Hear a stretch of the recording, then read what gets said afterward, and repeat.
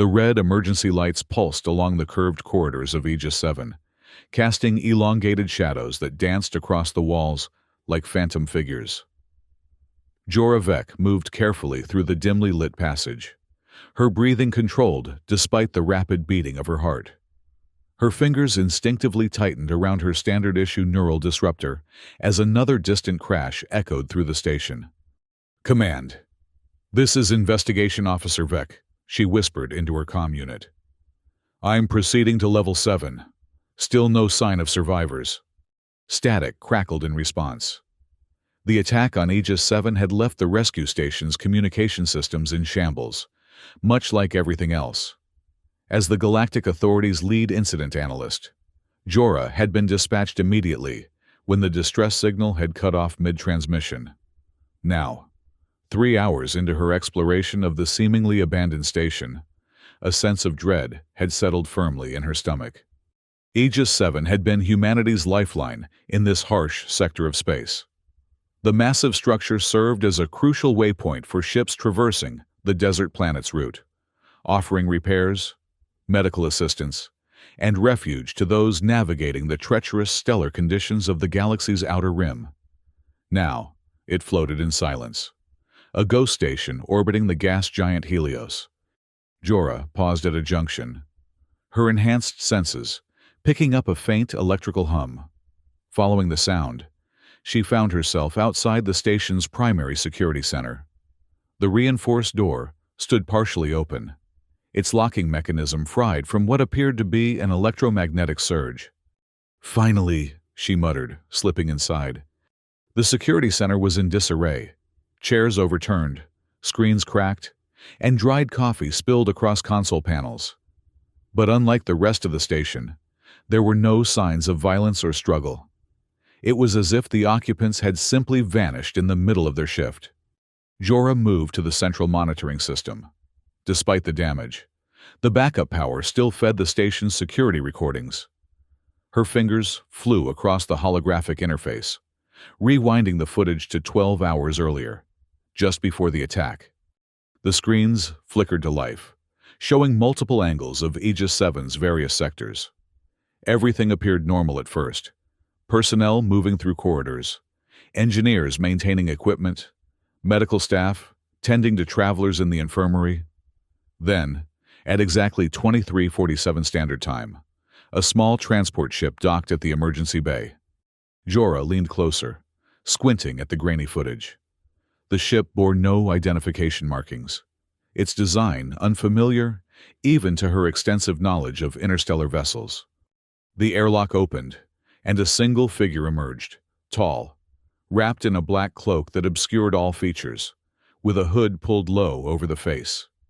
Station security approached cautiously, scanners extended. The hooded figure stood motionless as the scanners passed over them. Then, inexplicably, the security personnel stepped back, lowering their weapons. They escorted the cloaked visitor, not to detention or processing, but directly to the station's isolation chamber, a specialized compartment designed for containing biohazards or dangerous individuals. "What were you thinking?" Jorah whispered to the security team on the screen. She switched to the isolation chamber's camera feed. The hooded figure stood alone in the sterile white room, completely still for nearly 20 minutes.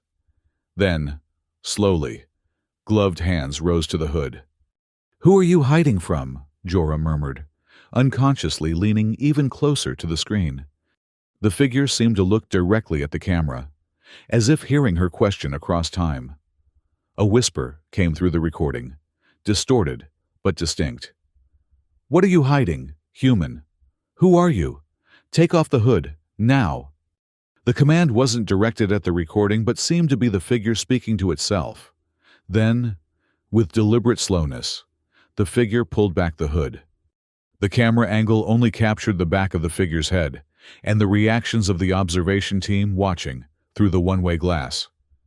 Their expressions transformed from professional detachment to shock, then terror. One by one, they collapsed to the floor, unconscious or worse. The last security officer managed to slam the emergency lockdown button before crumpling. The hooded figure turned, But before its face became visible to the camera, the feed cut to static. Jorah sat back, a chill running through her body. Whatever, or whoever, had been beneath that hood had somehow incapacitated an entire security team without physical contact. Some kind of psychic attack?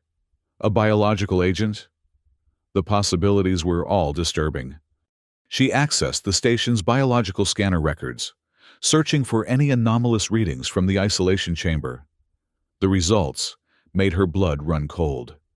The DNA profile of the visitor showed impossible markers, human base pairs interwoven with unknown genetic sequences that the system couldn't identify. A hybrid. But hybrids were theoretical at best, the stuff of fringe science and ethical debates in the Galactic Senate. A soft sound behind her made Jorah spin. Disruptor raised. The security center door stood open wider than she had left it. The shadows in the corridor seemed deeper, more substantial. "Identify yourself," she called out, her voice steady despite her racing pulse. Silence answered her. Then, a whisper that seemed to come from everywhere and nowhere. "What are you hiding, human?" Jorah backed away from the door, her disruptor sweeping the entrance. "I'm Investigation Officer Jorah Vek of the Galactic Authority. Show yourself." A shape detached itself from the shadows. The same black-cloaked figure from the security footage. The hood concealed all features, but Jorah could feel its gaze boring into her. "Who are you?" she demanded. The figure tilted its head slightly. "The better question is, who are you, Jorah Vek? What secrets do you keep locked away?" Before Jorah could respond, alarms blared throughout the station. The automated system announced, "Warning, life support systems compromised in sectors 3 through 5. Emergency protocols activated." The distraction cost her. When she looked back, the corridor was empty. The cloaked figure had vanished. Cursing under her breath, Jorah downloaded the security footage and DNA scan results to her personal device. Whatever had happened on Aegis 7, whatever this intruder was, she needed to understand it. And she couldn't shake the feeling that the mysterious visitor knew her, knew things about her that perhaps even she had forgotten. With one last glance at the empty doorway, Jorah headed for the station's biological research wing. If anyone could make sense of the hybrid DNA profile, it would be the scientists there, assuming any had survived. The journey through Aegis 7's sprawling structure took Jorah past scenes of increasing devastation. The residential quarters showed signs of panicked evacuation, personal belongings scattered, doors left open, half-eaten meals abandoned. Yet, there were no bodies, no blood, just emptiness, as if the entire population had been spirited away. The few emergency messages she managed to retrieve from damaged terminals told a fragmented story, reports of hallucinations, personnel turning on each other, and finally, terrified mentions of the hooded one, who could supposedly see through walls and minds alike. When Jorah finally reached the biological research wing, she found the reinforced doors sealed tight, the only section of the station that appeared to have successfully executed lockdown protocols. The access panel glowed green. The area beyond was still pressurized and habitable. She pressed her hand against the biometric scanner. After a moment's hesitation, the system recognized her authority credentials, and the massive doors slid open with a pneumatic hiss. "Hello," Jorah called out, stepping cautiously into the sterile white corridor. "Galactic Authority. Is anyone alive in here?" A crash from a laboratory further down the hall answered her. Weapon drawn. She advanced slowly toward the source of the noise. Through the transparent wall of Lab 7, she could see movement. Someone in a white coat hunched over a fallen equipment rack. "Identify yourself," Jorah commanded, entering the lab with her disruptor trained on the figure. The person straightened slowly and turned. It was a man in his 60s, his lab coat stained with various chemicals, his silver hair disheveled. Dark circles surrounded bloodshot eyes that widened at the sight of her. Thank the stars, he breathed. A real person. I thought I was the only one left. Jorah kept her weapon raised. Name and position. Dr. Elias Natri, lead xenobiologist. His hands trembled as he raised them to show he was unarmed. Please, officer. I've been hiding in the specimen storage freezer for almost 12 hours. I'm half frozen and terrified out of my mind. Jorah lowered her disruptor slightly, but didn't holster it. Trust was a luxury she couldn't afford. Not after what she'd seen. What happened here, Dr. Natri? Where is everyone? The scientist's face contorted with remembered horror. It was chaos. After that thing, escape from isolation. People started behaving strangely, violent, paranoid. Then they just left. Walked out like zombies when the second alarm sounded. He ran a shaking hand through his hair. I hid. It seemed to be looking for specific people, hunting them. What was it? Jorah asked, showing him her device with the DNA scan results. I found this profile from the isolation chamber. Dr. Natri's reaction was immediate and visceral. The color drained from his face, and he staggered back until he hit the lab bench. No, he whispered. That's impossible. The project was terminated. All specimens were destroyed. Jorah's instincts flared. What project, Doctor? The scientist's eyes darted to the door, then back to her. You don't have proper clearance for that information, officer. Look around you, Jorah snapped, gesturing to the abandoned station. Whatever clearance system you're worried about is gone. People are dead or missing. That thing is still on board. So I suggest you start talking, or I'll assume you're complicit in whatever happened here. Natri seemed to deflate. It was called Project Chimera, highly classified. We were experimenting with hybridization, human and non-human DNA splicing. That's illegal under galactic treaty, Jorah said coldly. Article 7 explicitly forbids genetic experimentation crossing species barriers. It was sanctioned at the highest levels, Natri insisted. The potential benefits were deemed worth the ethical compromises. Enhanced humans with alien capabilities, telepathy, accelerated healing, extended lifespans. And what went wrong? Jorah pressed, already knowing the answer wouldn't be pleasant. The doctor's gaze dropped to the floor. The specimens developed faster than anticipated, particularly Subject Zero. He manifested abilities we hadn't predicted. When we attempted to terminate the project, he reacted. Reacted how? He killed 3 security officers with nothing but eye contact. Some kind of psychic assault that overwhelmed their neural pathways. Natri shuddered at the memory. We managed to subdue him and place him in stasis for transport to a more secure facility. But the ship never arrived at its destination. Jorah thought of the unmarked transport that had docked at Aegis 7's emergency bay. He came back, she said softly. Why here? Why now? Natri's expression shifted subtly, guilt flashing across his features before he masked it. I can't say. Perhaps seeking revenge on those who created him. Jorah's instincts told her the scientist wasn't being entirely truthful. But before she could press further, her comm unit crackled to life. Officer Vec, a male voice came through, distorted by static. This is Lieutenant Rawl. Do you copy? Jorah stepped away from Natri, keeping him in her peripheral vision. This is Vec. Go ahead, Lieutenant. We've secured the docking bay and established a command post. No survivors found yet. But we're detecting unusual energy signatures throughout the station. Some kind of interference with our scanners. I've located one survivor in the research wing, Jorah reported. Dr. Elias Natri, xenobiologist. He has information about our intruder. Understood. Bring him to the command post. And Vec, be careful. 2 of our team have already gone missing. Something's hunting us. Acknowledged. Vec out. She turned back to Natri.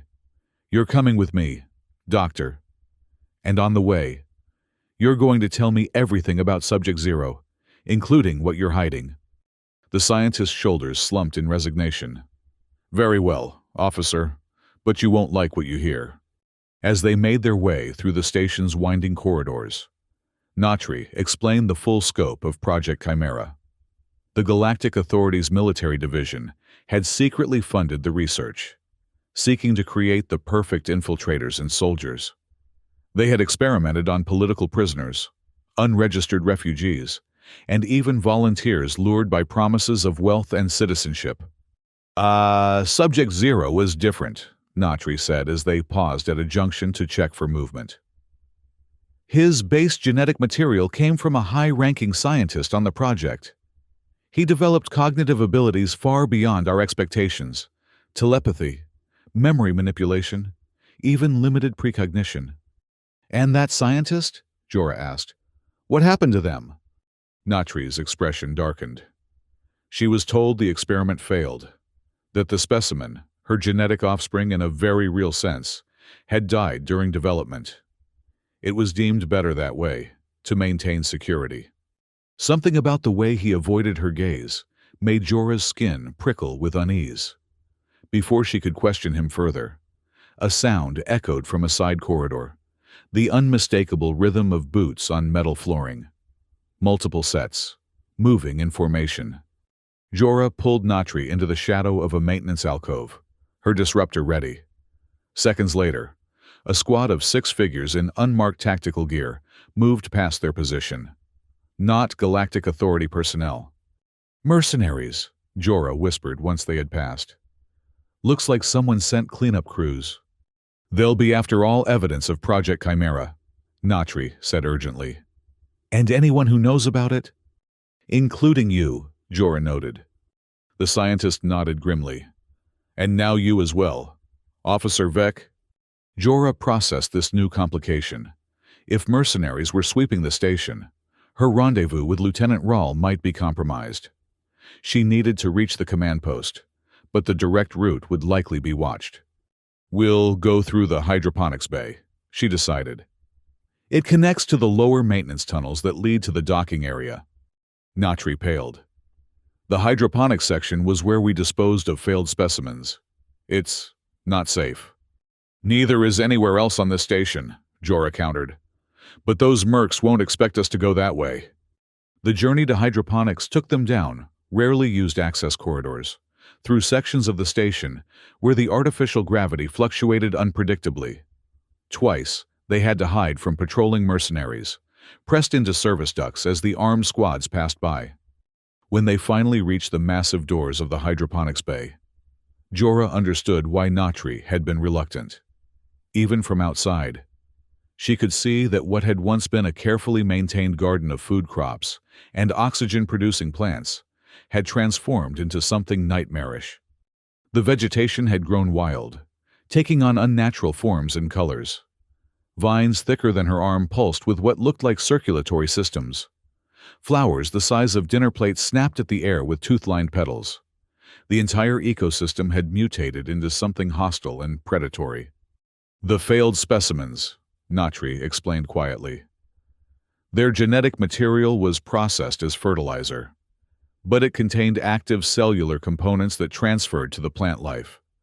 Jorah checked the charge on her disruptor. "Will it attack us?" "Not immediately. The vegetation responds primarily to pheromones released during fear responses. Stay calm, move slowly, and we should be able to cross safely." The doctor's advice proved easier said than followed. As they picked their way through the overgrown jungle that had once been a sterile agricultural facility, Jorah felt as if 1,000 eyes were watching their progress. Leaves turned to track their movement. Roots shifted beneath their feet, occasionally trying to twine around their ankles. Halfway across the bay, they came upon a truly disturbing sight. A mercenary, or what remained of one, had been caught by the mutated plants. Vines had pierced his armor at the joints, burrowing into flesh. His face was frozen in a silent scream as flower-like growths bloomed from his eye sockets and open mouth. Natri swallowed audibly. He must have panicked. The plants sensed his fear. Jorah forced herself to look away from the grisly tableau. Keep moving, and whatever you do, don't run. They had nearly reached the exit when the station's communication system suddenly crackled to life. A voice, the same whispered tone Jorah had heard in the security center, echoed through the hydroponics bay. I can feel you, Jorah Vek. Your presence burns like a star in my consciousness. The plants around them stirred, responding to the voice as if it were a physical force. Do you know why I came here? The voice continued. For truth, for justice, for memory. Natri grabbed Jorah's arm, his face ashen.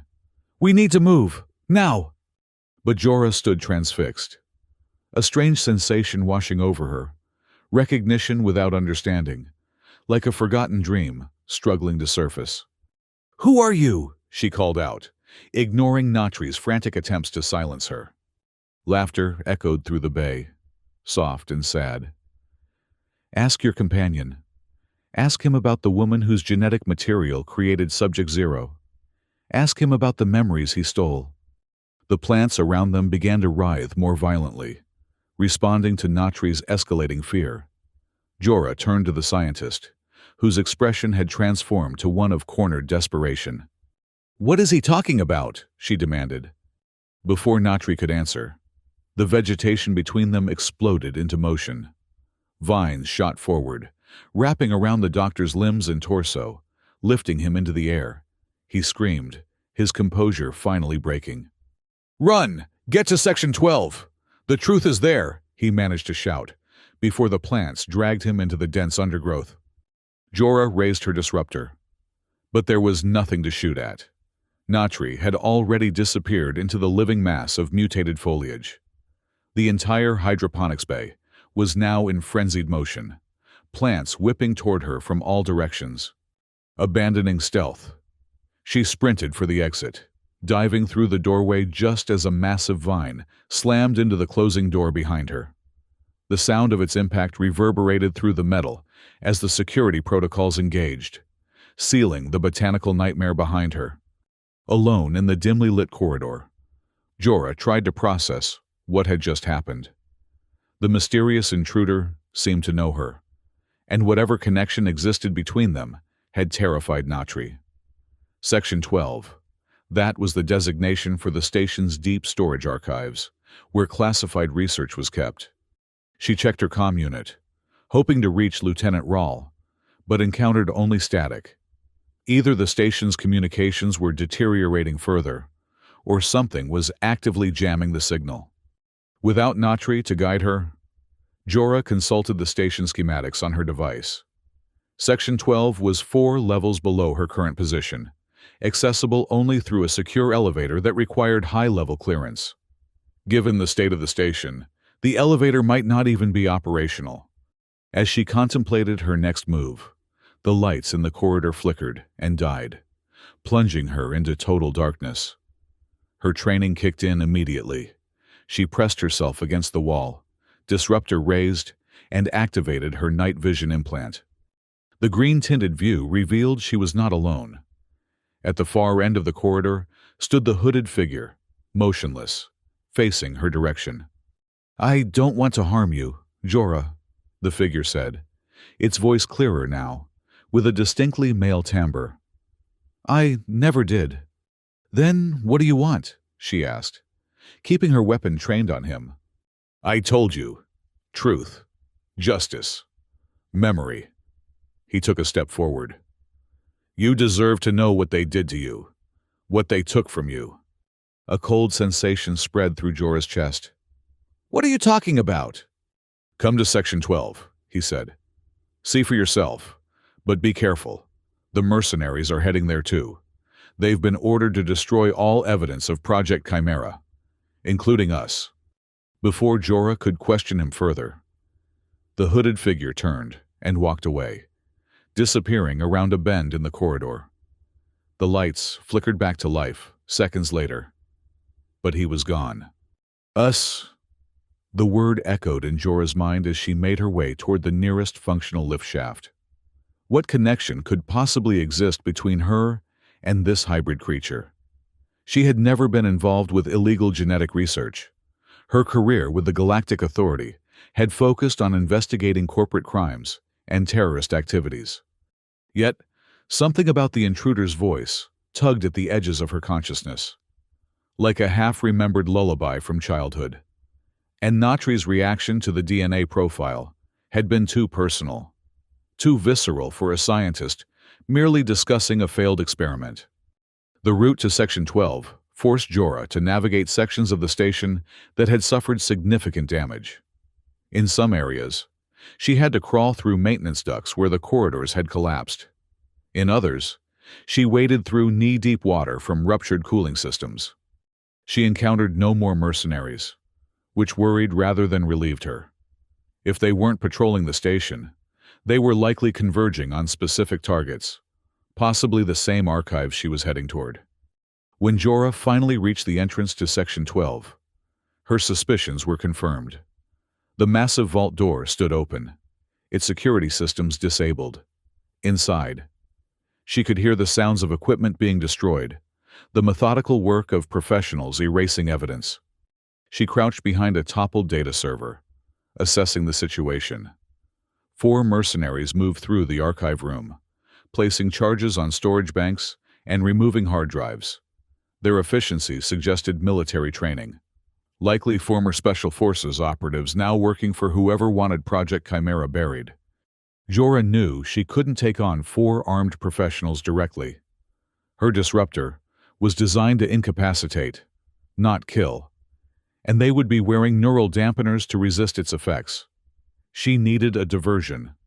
Reaching into her utility belt, she extracted a small, electromagnetic pulse generator, standard equipment for information security operations. She calibrated it to affect only a limited radius, then activated the device and rolled it toward the far corner of the archive room.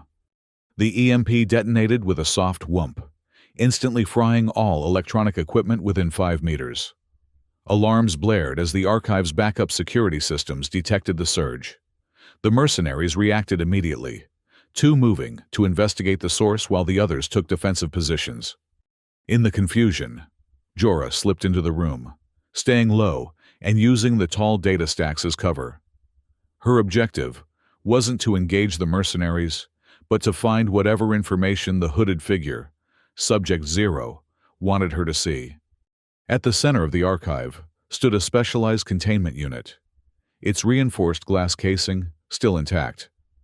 Unlike the surrounding equipment, this unit had its own power supply and security measures. Whatever it contained was considered especially valuable or dangerous. Jorah maneuvered closer, evading the mercenaries' sweep patterns. Inside the containment unit, a single data crystal glowed with pulsing blue light, a quantum storage device capable of holding vast amounts of information in a stable matrix. The label on the unit read simply, Chimera Prime, Subject Genesis. As Jorah contemplated how to access the unit without triggering additional alarms, the decision was made for her. The lights throughout the archive suddenly extinguished, plunging the room into darkness, broken only by the blue glow of the crystal and the red targeting lasers of the mercenaries' weapons. "We've got company!" one of them shouted. "Unknown contact! Southwest corner!" Gunfire erupted, illuminating the darkness in staccato flashes. Jorah glimpsed a black-cloaked figure moving with impossible speed between the data stacks, always just ahead of the mercenaries' aim.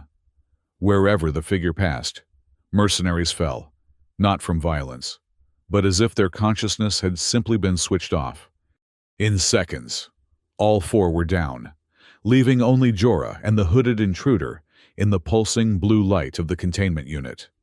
"You came," he said, his voice echoing strangely in the cavernous archive.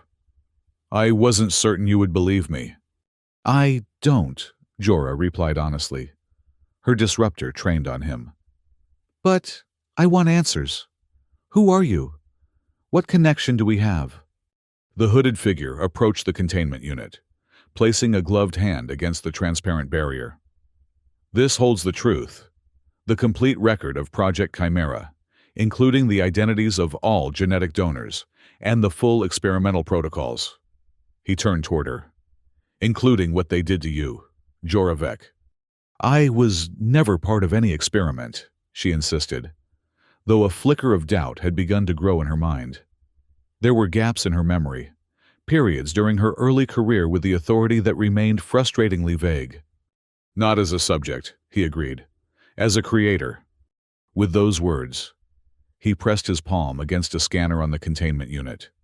The system hummed, analyzing his biometric signature, then beeped in confirmation. The reinforced casing slid open, allowing him to retrieve the data crystal. How did you do that? Jorah demanded. That unit requires top-level clearance. It's keyed to recognize the genetic signature of Project Chimera's leadership team. He held out the crystal to her, including the project's chief genetic architect, whose DNA provided the foundation for Subject Zero. A terrible suspicion bloomed in Jorah's mind as she stared at the offered crystal. With hesitant fingers, she took it from him, careful not to touch his gloved hand. The data terminal over there still has power, he said, gesturing to a standalone system in the corner. See for yourself, keeping her disruptor ready. Jorah backed toward the terminal, never taking her eyes off the hooded figure. She inserted the crystal into the reader port, and the screen illuminated with classified files dating back 7 years. Project Chimera's documentation filled the display. Research protocols, subject profiles, genetic sequencing data. Jorah scrolled through it rapidly, searching for anything that might explain the intruder's claims. Then, she found it. A personnel file with her name and image. According to the records, Dr. Jorah Vec had been Project Chimera's lead genetic engineer before transferring to the Galactic Authority's Investigation Division. The file detailed her groundbreaking work on human-alien hybridization and her special interest in Subject Zero, a prototype created using her own genetic material as a base template. This is a fabrication, she whispered, though the evidence before her eyes was comprehensive and internally consistent. I never worked on any illegal genetic experimentation. I would remember. Would you? The hooded figure asked softly. Check the medical records attached to your file. With trembling fingers, Jorah opened the indicated documents. They detailed a security incident, during which she had been exposed to an experimental, memory-altering compound. The procedure had successfully removed all recollection of her work on Project Chimera, replacing it with artificial memories of training and early assignments with the Galactic Authority. The room seemed to spin around her as implications cascaded through her mind. If these records were accurate, her entire career, her very identity as an investigation officer, was a carefully constructed lie. No, she said, backing away from the terminal. This can't be real. I've been with the Authority for over a decade. I have memories, colleagues, case files. All fabricated, the hooded figure said, taking a step toward her. Your real work was here, creating me, a hybrid designed to infiltrate non-human civilizations, to gather intelligence no human agent could access. If that were true, Jorah countered, struggling to maintain her composure, why would they erase my memories? Why not keep me working on the project? Because you tried to shut it down. He moved closer still. When you discovered what they planned to do with your creations, with me, you threatened to expose everything. So they took your memories, your identity, and repurposed you as an enforcement tool for the very authority you had intended to expose. Jorah's disruptor wavered in her grip as fragments of dreams and inexplicable feelings suddenly took on new significance. Her unexplained aptitude for xenobiology, despite no formal training. Her recurring nightmares of laboratories and faceless subjects. Her instinctive understanding of alien physiologies that had helped solve numerous cases. You said they told the scientist, me, that Subject Zero had died. She recalled Natri's words. A convenient lie, he confirmed. In reality, I was deployed on covert operations for years, until I began to remember fragments of my creation, of the woman whose genetic material had shaped my human aspects. His voice softened. Of you. If you're telling the truth, Jorah said, her throat tight with emotion she couldn't fully understand. Then why reveal yourself now? Why come back to Aegis 7 after all this time? Because they're shutting down all evidence of Project Chimera, eliminating everyone connected to it. He gestured to the fallen mercenaries, including both of us. I came to warn you, to show you the truth before they found you too. A distant explosion rocked the station, causing dust to shower from the ceiling. Emergency klaxons began to wail. They're destroying the station, he said urgently. We don't have much time. Jorah's mind raced, torn between ingrained skepticism and the overwhelming evidence before her. If I accept what you're saying, that I helped create you, that my memories were altered, what happens now? What do you want from me? The hooded figure stood silent for a moment, then slowly raised his hands to his hood.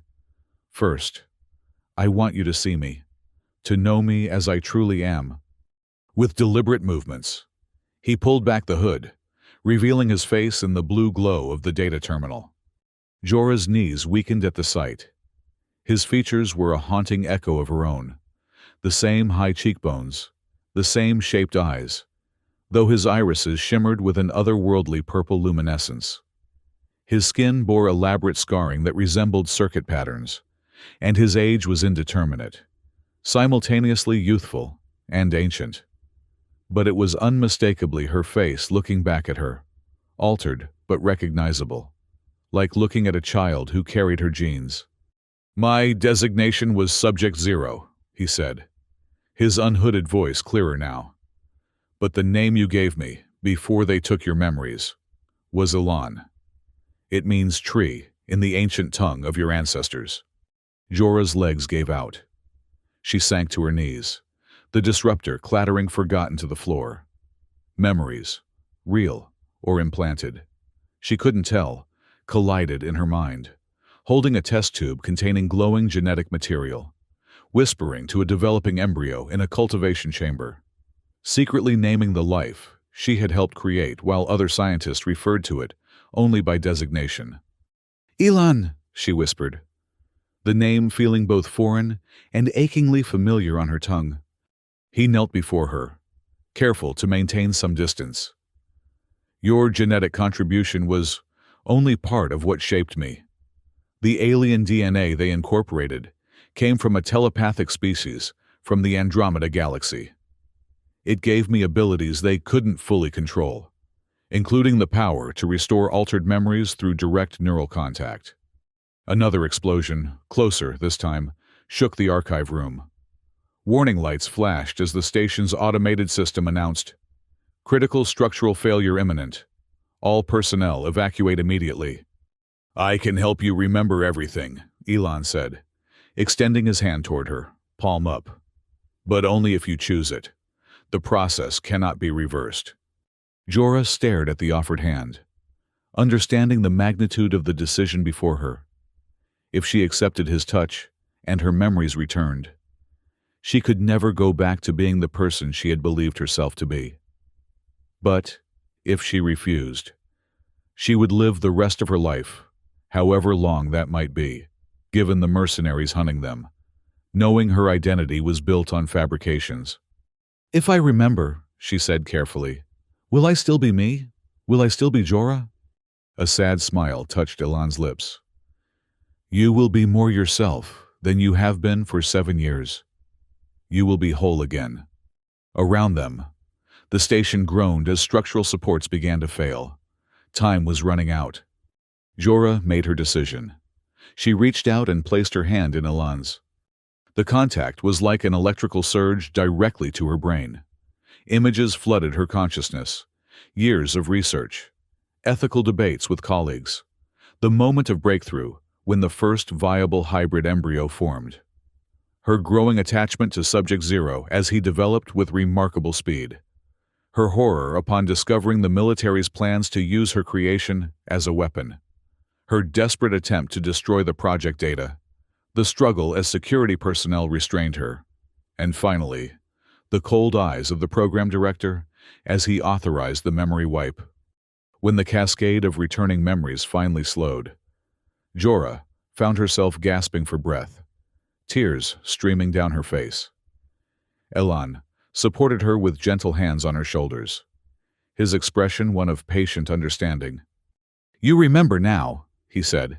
It wasn't a question.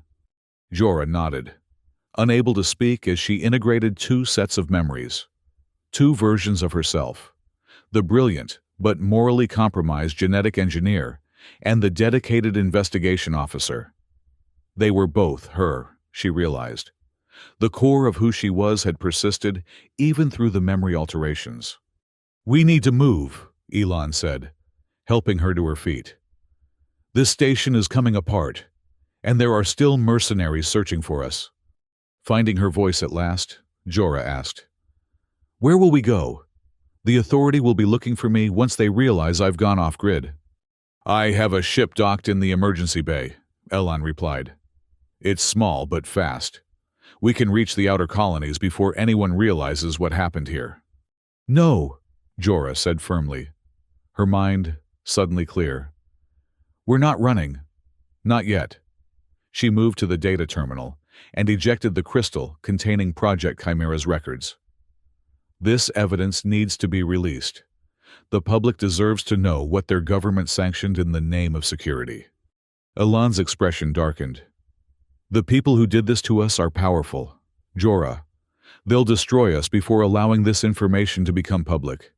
"Maybe," she acknowledged. "But I spent 7 years enforcing laws I now know were selectively applied. I won't live as a fugitive while the real criminals remain in power." She pocketed the data crystal.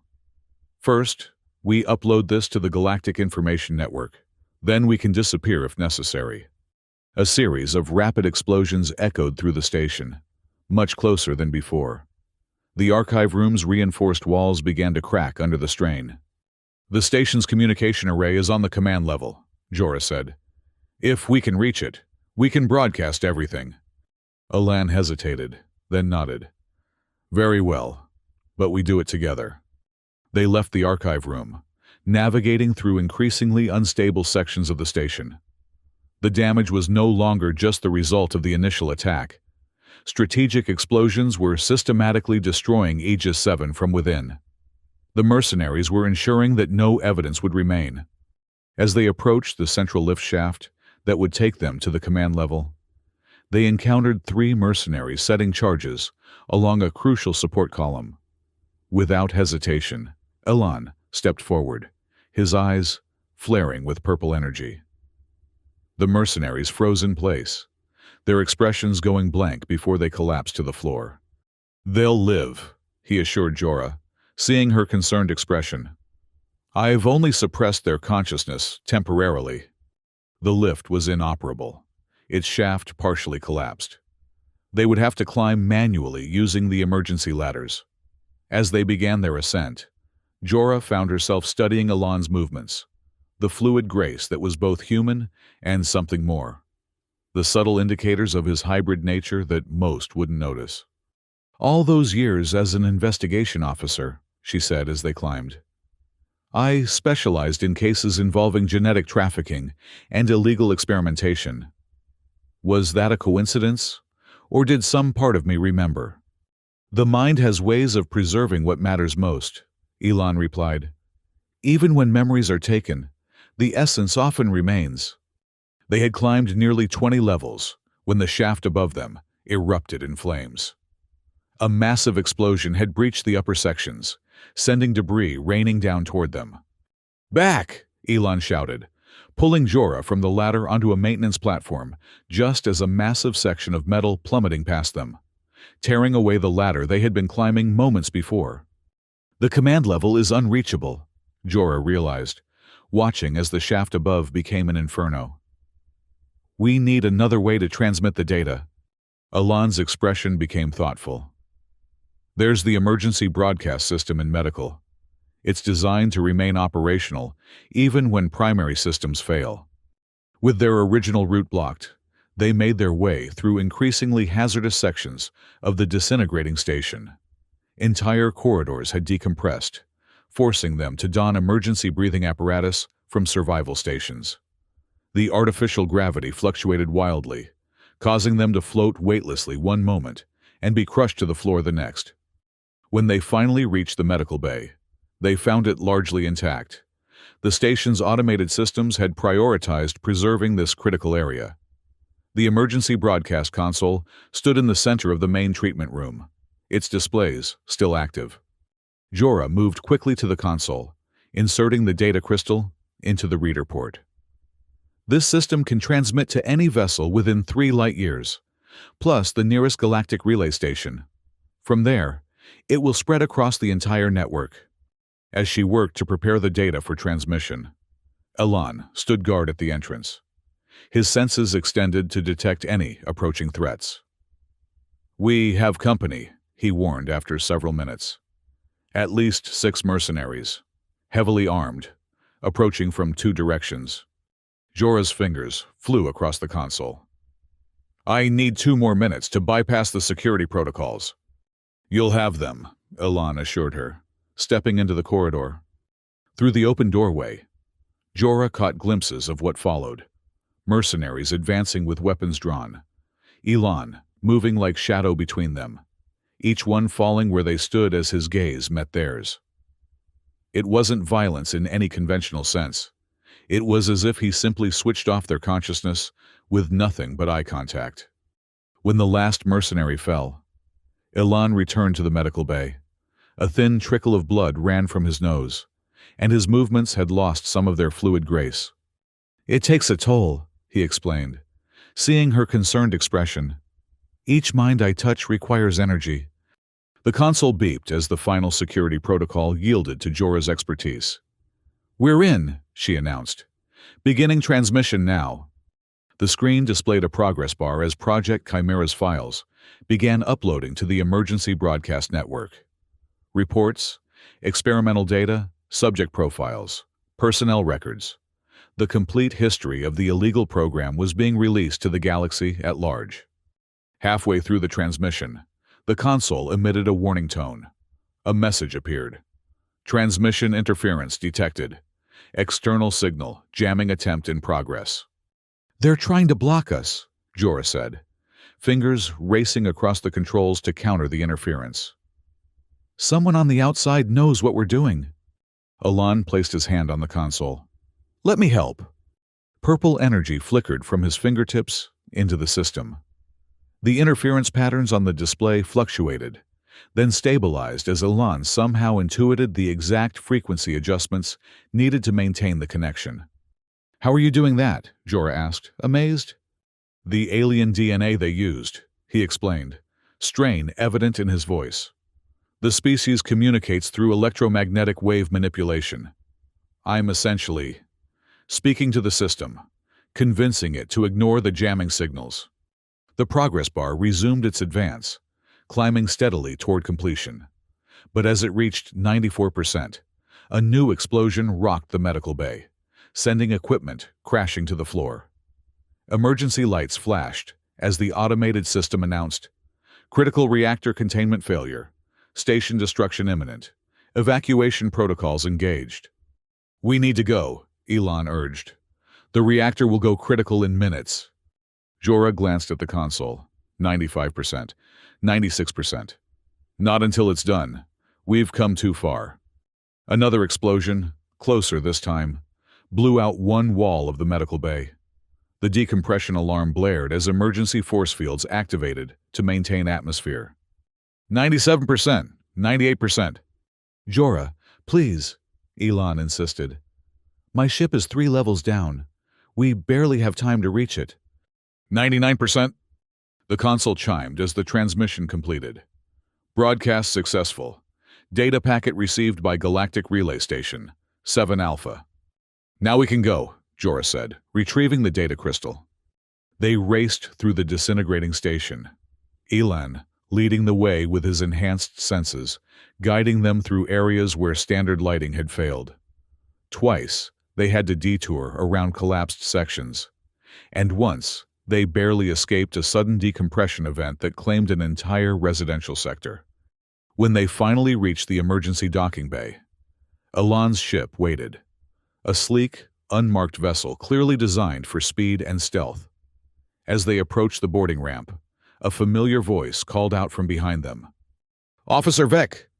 Jorah turned to see Lieutenant Rahl emerging from behind a stack of cargo containers. His uniform torn and bloodied, but his stance determined. His disruptor was aimed squarely at Elan. "Step away from that thing, officer," Rahl commanded. "It's not what you think." "Stand down, Lieutenant," Jorah replied, positioning herself between Rahl and Elan. "The situation is more complicated than you know." "Is it?" Rahl's expression hardened. "Because from where I stand, you're aiding the creature that attacked the station and killed dozens of innocent people." "He didn't attack the station," Jorah countered. "He came to expose the truth about illegal experimentation that was being conducted here. And no one died. They were evacuated or taken by the same mercenaries who are now destroying Aegis 7 to cover up the evidence." Rahl's disruptor didn't waver. "That's what it wants you to think. These hybrids have telepathic abilities. It's in your own reports on similar cases. It's manipulating your mind." "Jorah." Elan remained silent, allowing Jorah to handle the confrontation. Another explosion shook the docking bay, sending cracks spiderwebbing across the reinforced ceiling. "Lieutenant," Jorah said urgently, "this station is about to be destroyed. We don't have time for this. Come with us if you want, but we're leaving now." Rahl's gaze flicked between Jorah and Elan, indecision clear in his features. "The authority ordered me to contain the situation, to eliminate all evidence of whatever happened here." Understanding dawned on Jorah. "You're not here as rescue. You're cleanup, just like the mercenaries." "I'm following orders," Rahl insisted. "Just like you always have." "Not anymore," Jorah said firmly. "I know the truth now. About Project Chimera. About my real past. About what the authority has been covering up for years. And soon, the entire galaxy will know too. We've already transmitted everything." Rahl's expression shifted to alarm. "You can't prove any of it. They'll say the data was fabricated, that you were compromised by the hybrid." "Perhaps," Jorah acknowledged. "But enough people will believe it to start asking questions. And once people start looking, they'll find more evidence. The truth has a way of emerging, Lieutenant." The station's automated system announced, "Reactor critical. Catastrophic failure in 3 minutes. All personnel evacuate immediately." Rahl's resolve visibly weakened. "What am I supposed to do now? If I return without completing my mission, they'll know I failed." "Come with us," Jorah offered again. "Help us expose the full extent of what's been happening. Be on the right side of this." For a moment, it seemed Rahl might agree. Then his expression hardened once more. "I can't. I'm sorry, Jorah." He raised his disruptor, aiming directly at her this time. "I have my orders." Before he could fire, Elan moved with blinding speed, placing himself between Jorah and the weapon. His eyes flared with purple energy, connecting with Rahl's gaze. The lieutenant froze, his finger on the trigger, but unable to pull it. "I won't harm him," Elan said quietly to Jorah. "But we need to go." With a nod of agreement, Jorah hurried up the boarding ramp into Elan's ship. He followed moments later, leaving Rahl standing immobilized in the docking bay. "He'll recover in a few minutes," Elan explained, as he sealed the ship's hatch. "Long enough for us to launch, but not so long that he can't escape the station before it explodes." The ship's systems came online at Elan's touch, bypassing normal startup procedures. Within seconds, they had detached from the docking clamps and were accelerating away from the dying station. Through the view screen, Jorah watched as Aegis 7 receded into the distance, the massive structure now punctuated by multiple explosions, blooming across its surface like deadly flowers. A final, blinding flash signaled the reactor's catastrophic failure, the shockwave buffeting their small vessel despite the growing distance. When the glare faded, Nothing remained of the station but scattered debris drifting in orbit around the gas giant Helios. Jorah thought of Lieutenant Rahl, hoping he had managed to reach his own ship in time, despite their confrontation. "Where do we go now?" she asked, turning to Elan as he guided their ship away from the debris field. "That depends on what you want," he replied. "The data is public now, or will be soon. We could disappear to the outer colonies, beyond authority jurisdiction, or we could stay and fight." Jorah finished his thought. "Ensure the evidence isn't buried or discredited." Elan nodded. "It won't be easy. The people behind Project Chimera have resources, influence. They'll do everything possible to contain this." Jorah considered the dual sets of memories now coexisting in her mind. The dedicated investigation officer and the brilliant geneticist who had crossed ethical lines before finding her conscience. Both aspects of herself would be needed for what lay ahead. "We have one advantage they don't," she said finally. "We know who they are, but they don't know you survived or that my memories have returned. We can use that." A slight smile touched Elan's scarred features. "Together, then." "Together," Jorah agreed, looking out at the stars, stretching endlessly before them. "But first, I need to understand everything, who I was, what I did, what you are capable of. No more secrets between us." As their ship accelerated to light speed, leaving the wreckage of Aegis 7 behind, Jorah felt something she hadn't experienced in 7 years, without realizing it had been missing.